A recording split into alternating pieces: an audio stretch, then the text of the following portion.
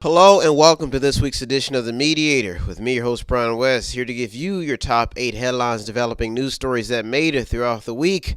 Now, these top 8 stories are only documented for records and to highlight topics for those in the business of talk radio, talk media, and those who just want to stay informed. Now, let's get to the top 8 stories that made it into The Mediator this week. Story number 1, ladies and gents. Does more money need to be channeled towards military training rather than parades and the border? If you haven't noticed, there's been a few headlines that have surfaced about a handful of military accidents that now has some skeptics of the president's spending plan wondering where his administration should channel military spending dollars. Here's a small list of mishaps that have made the news. The USS John McCain causes 10 fatalities after a collision in Singapore. That's number 1 on the list. 4 Marines killed after a CH-53 helicopter crashes in California. That's number 2 on the list. An Air Force pilot killed in an F-16 jet crash at Nellis Air Force Base in Nevada. That's number 3 on the list. Number 4. 2 fatalities after an Army AH-64E Apache helicopter crashes at Fort Campbell, Kentucky. Number 5 on the list, 2 Navy pilots dead after a crash in the Key West region, along with 7 more service members killed in a helicopter in Iraq. That's a big list. And all of these incidents now have defense officers feeling that if the Trump administration spends more money on the military, they may want to consider more spending on training rather than a parade or guarding the border. If this developing story gains any steam, it will be due to the increase in accidents and the lack of troop preparedness after more details emerge in regards to what could have prevented all 7 of these terrifying incidents. Story number 2. Should we be concerned about the weather and other recent strange incidents? There's something different occurring on Earth right now before our very eyes. But is it out of our control? Here's a list of current strange incidents. Animals on the verge of extinction, along with the discovery of new species in the ocean. Raccoons out in broad daylight hissing at people in Youngstown, Ohio. Africa seeing a split between a piece of its continent. A shift in the Earth's polarity that means melting ice caps. Could it be global warming? And a rise in severe weather, including a report about a woman being struck by lightning in Florida. What's the odds of that? Now, in the age of science, these stories have a lot of people wondering if we're headed to a point with no return. Or if we're headed there, is there anything that we can do about it? Story number 3. Can government policy catch up with the technology boom? In the bubble theory, if you've never heard about it, a bubble can only get so big before it explodes.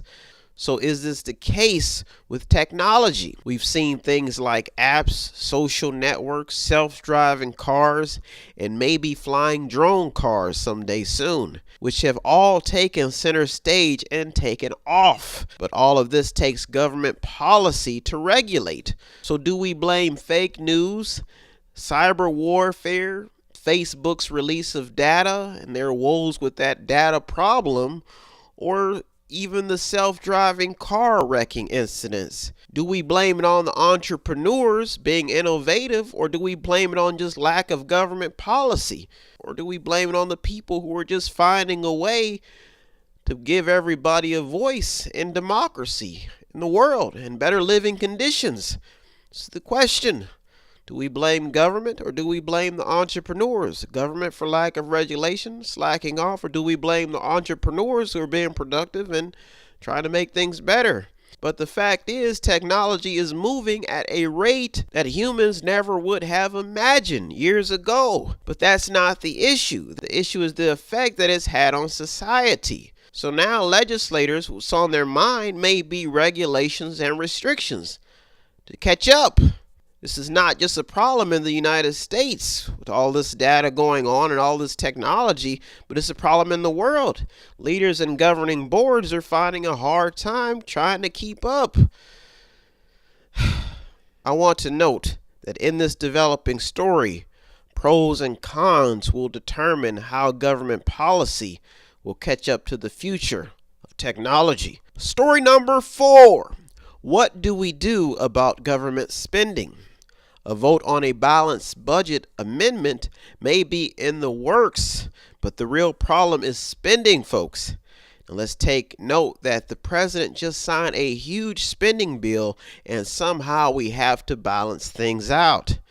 That means we have to bring in more than we pay out. It may sound simple, but the politics and problems that this country faces requires money to pay for them. It's money. Old schools, new schools, that's money. Students, that's money. And money can either come from gold or something worth more than money that you have to pay for things with money. So something has to be worth more than the paper that you hold in your hand. It's safe to say that a new approach on what the government should be paying for is brewing up.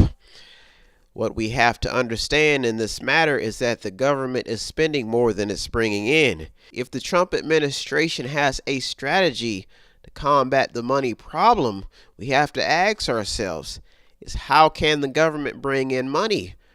Can the government bring in money through trade policies or by increasing taxes? We have to find a way to bring in more money. Now, if this story remains in the headlines, we could see more attention around a balloon that keeps getting bigger and bigger as the years go by. Story number 5, how to combat homelessness in 2018. Someday people wake up and find out that they no longer have a place to stay. It's a well-known fact. Now let's explain how this phenomenon happens. Someone moves in with a relative that later dies, and they can't afford to take over the payments of the house, so they end up on the street. Someone loses their job and cannot pay the bills. They end up on the street. Someone starts using drugs and can't get a job. They end up on the street. The big job producer in the area somehow closes down. No one has a job. They have to pay the bills. They end up on the street. The United States and countries all over the world battle with homelessness issues every day. The attack on homelessness may have been the dream of Martin Luther King, but it now is the mission that some have to prevent it.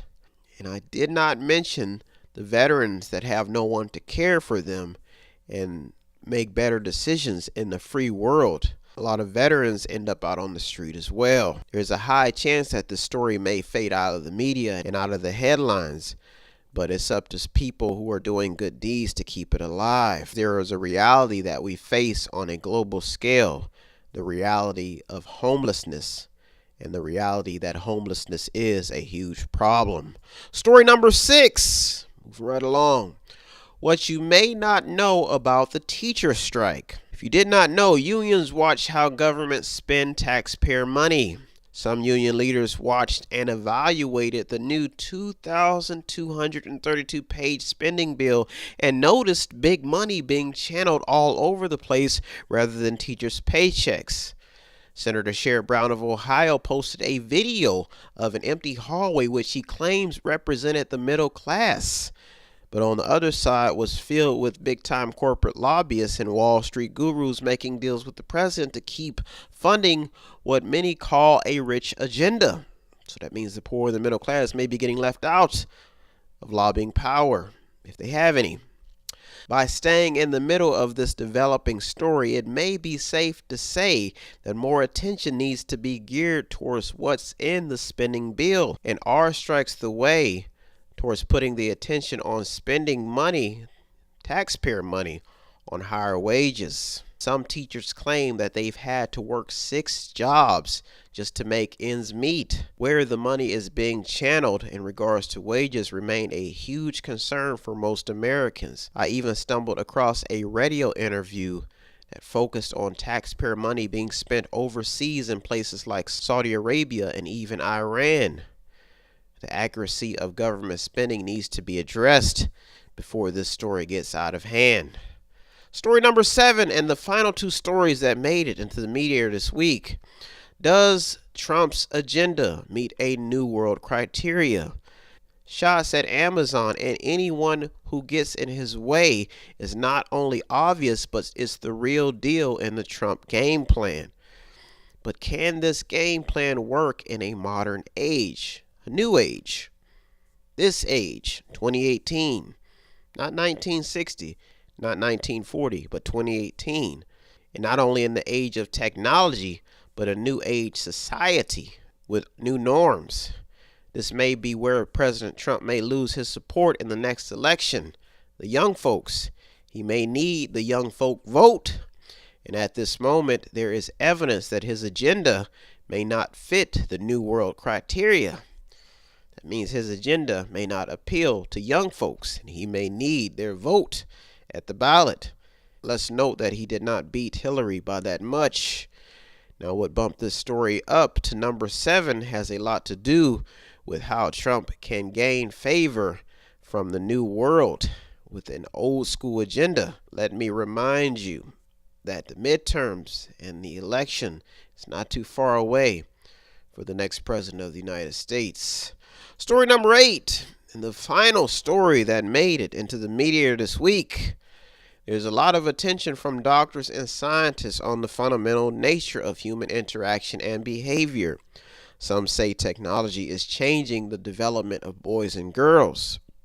Older folks want to see more love stories. They want to see more weddings. They want to see more family activities. Boys being boys and girls being girls. Each side of the discussion is focusing on how porn and other technical enhancements have altered our behavior and how we all interact socially and physically. The story elaborates on the entertainment business also. Intellects and scholars are having a field day trying to identify what should be normal, ethical, and acceptable boy and girl behavior. Some say nothing has changed, but the data is what really bumped the story up to the top story. We have also seen a culture shift that has taken place when referring to youth developing into adults across the world. There's something changing the culture. Now, the data is what really brought this developing story to the center of attention. That means the data is proving that something is changing. Well, I want to thank you so much for tuning into the media this week with me, Brian West. Please don't forget to show us some support and subscribe to our YouTube channel. If you want to show us more support, some more love, go to our website. Buy something, click on something, watch something, or just read something. I want to thank you so much for tuning into the media this week. Again, with me, Brian West, the doctor of mediation. Have a good week, everybody.